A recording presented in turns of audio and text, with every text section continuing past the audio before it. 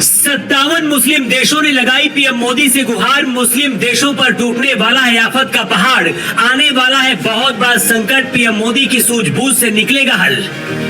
मुस्लिम देशों में उठने वाला है बगावत का बॉन्डर, हार थककर पाकिस्तान भी कर चुका है सरेंडर। अब मन ही मन पाकिस्तान को याद आ रहे पीएम मोदी।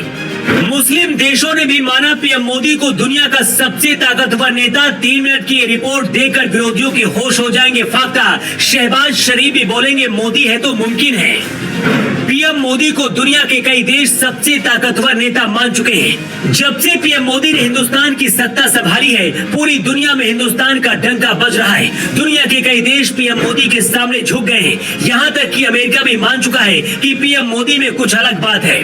पीएम मोदी हाल ही के दिनों में कई देशों की यात्राएं की। उनके स्वागत में कई देशों ने अपनी सालों पुरानी परंपरा को तोड़ दिया, तो कई देशों ने उनको अपने देश के सर्वोच्च सम्मान से नवाजा। ये सब बीते 1 महीने के दौरान आपने और हमने देखा। लेकिन अब पीएम मोदी को दुनिया के मुस्लिम देश भी सबसे ताकतवर नेता मान चुके हैं। वो कैसे, इस खबर को देखकर आपको सब पता चल जाएगा। दरअसल इस दुनिया में 57 मुस्लिम देश है।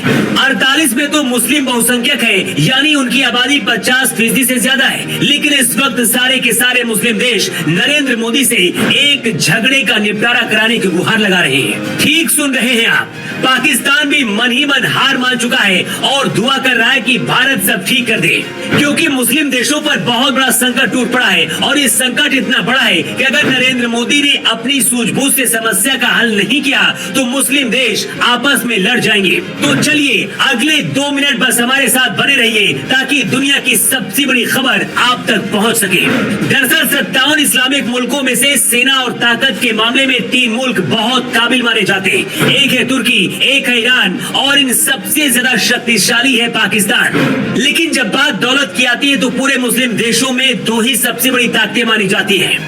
इन 2 देशों के सामने पाकिस्तान कहीं भी नहीं ठहरता है। इनमें एक मुल्क है सऊदी अरब और दूसरा मुल्क है यूएई, यानी कि संयुक्त अरब अमीरात। ये दौलत की ताकत ही है कि सऊदी अरब मुस्लिम देशों का लीडर माना जाता है। लेकिन सबसे आगे निकलने की लड़ाई में कौन बड़ा है, इस जिद ने सऊदी अरब और यूएई में आग लगा दी है। सऊदी अरब के प्रिंस मोहम्मद बिन सलमान और यूएई के राष्ट्रपति शेख मोहम्मद बिन जायद अल नाहयान के बीच डायरेक्ट फाइट हो चुकी है। दोनों एक दूसरे को देखना तक नहीं चाहते।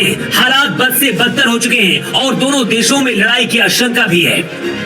सऊदी अरब के प्रिंस ने कुछ महीने पहले पत्रकारों के साथ आपसी बातचीत में यहां तक कह दिया था कि यूएई ने हमारी पीठ में छुरा भोंका है।